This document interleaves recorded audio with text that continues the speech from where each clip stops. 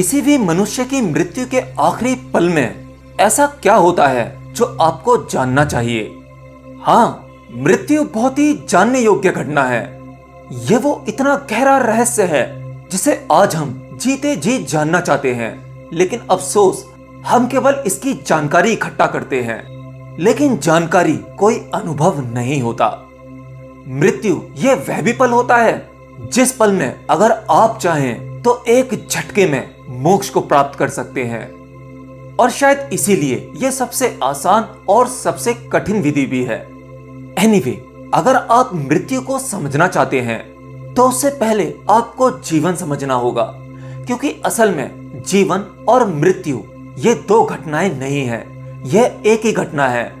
असल में हम जिन जिन चीजों को दो समझते हैं वो दो नहीं है, वो उस एक ही चीज का दूसरा पहलू होता है, जिस पहले के बिना दूसरे का अस्तित्व हो ही नहीं सकता। जैसे दिन और रात, उसी प्रकार जीवन और मृत्यु है। परंतु जब कोई नया जीवन आता है तो हम खुश होते हैं, उत्सव बनाते हैं, मिठाइयां बांटते हैं। और वहीं जब जीवन का दूसरा पहलू घटता है तब हम शोक मनाते हैं।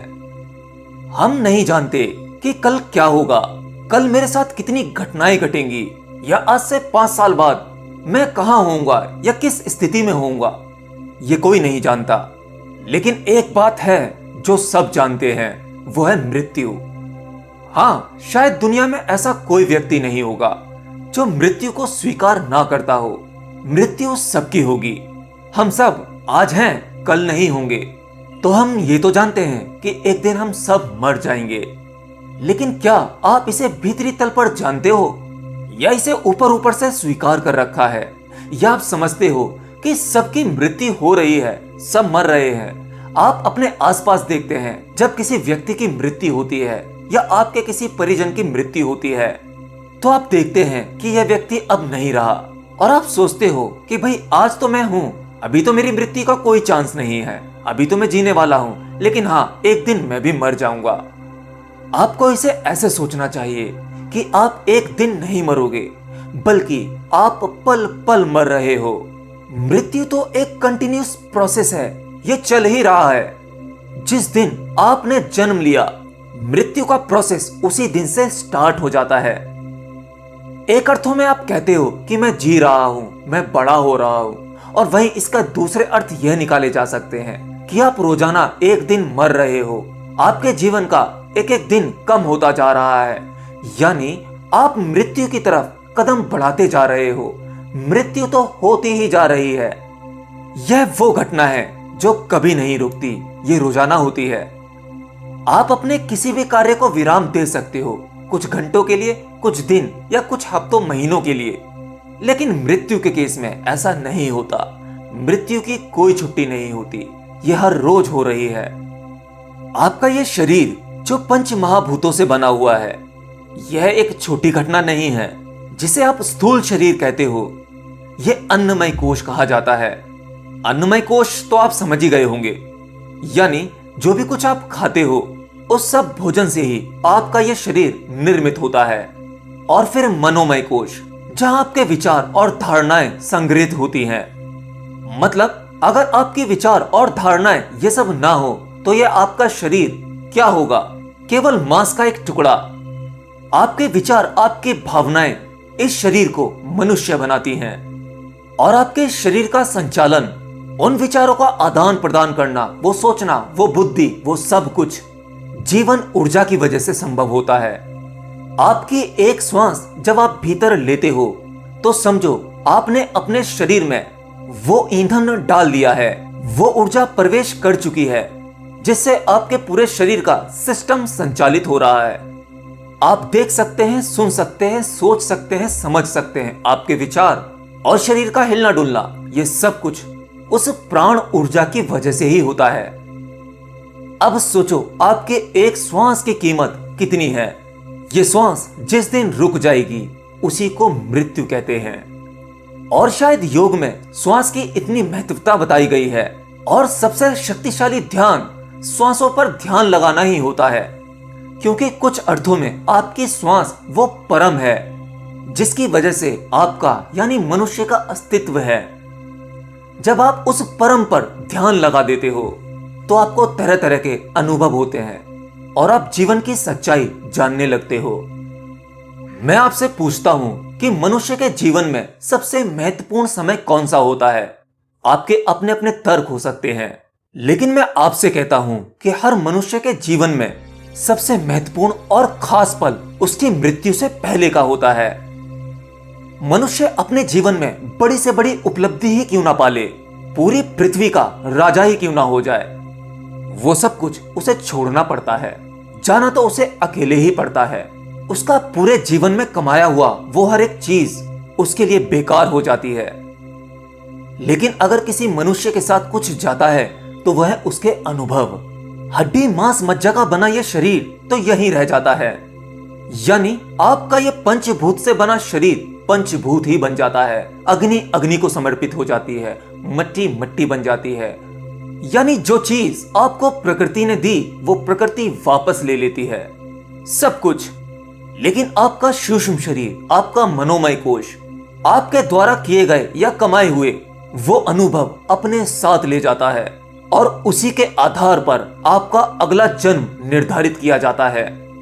जब कोई व्यक्ति मरता है, जैसे किसी स्त्री की मृत्यु होती है, तो वो स्त्री किसी की पत्नी होती है, किसी की मां होती है या कुछ भी। ऐसे में वह स्त्री मरते समय या तो किसी की पत्नी होकर मर रही होती है या किसी की मां होकर। और इसी के चलते मनुष्य अपने उस खास पल को खो देता है, उसका अनुभव नहीं कर पाता। हाँ, जब कोई मरता है तो उसे मौत का डर नहीं होता, बल्कि उसे डर होता है तो यह सब कुछ छूट रहा है, सब मेरे अपने मुझसे जा रहे हैं, इस चीज का डर होता है। क्योंकि उस खास पल में जब किसी की मृत्यु हो रही होती है, वो इस खास अनुभव से वंचित क्यों हो जाता है? क्योंकि ऐसे में उसकी बुद्धि वो रुकावट पैदा करती है। क्योंकि मनुष्य की बुद्धि का काम करने का तरीका कुछ अलग होता है। मनुष्य की बुद्धि तर्क वितर्क से परे नहीं सोच सकती, वो तर्क करती है। वो हर सवाल और जवाब के टुकड़े करके सोचती है। और जो व्यक्ति अपने मन, बुद्धि, चित्त इन पर कंट्रोल कर लेता है, इनसे ऊपर निकल जाता है, उसकी होती है परम मृत्यु, जो केवल एक बार होती है, बार बार नहीं होती।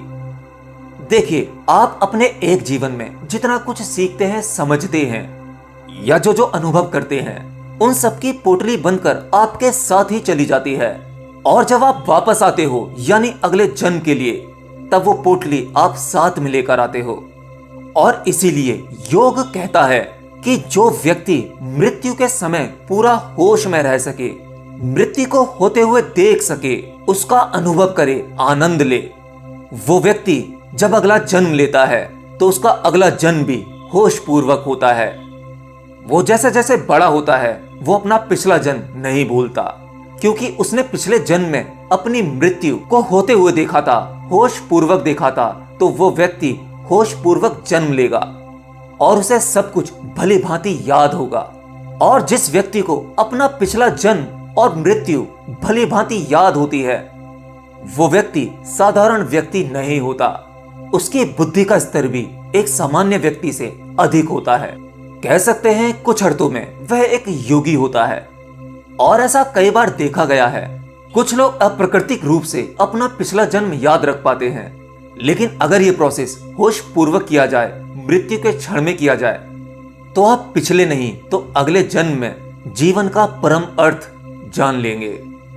तो साधारणतः मनुष्य को मृत्यु के समय क्या करना चाहिए? उसे अपनी बुद्धि और मन को एक साइड में रखकर मृत्यु को देखना चाहिए कि मृत्यु है क्या, और वो जानेगा कि कुछ नहीं मर रहा। वो अपने ही शरीर को छूटते हुए देखेगा और वो जानेगा कि कुछ है जो नहीं मर रहा, और जो मरने वाला है वो जा ही रहा है।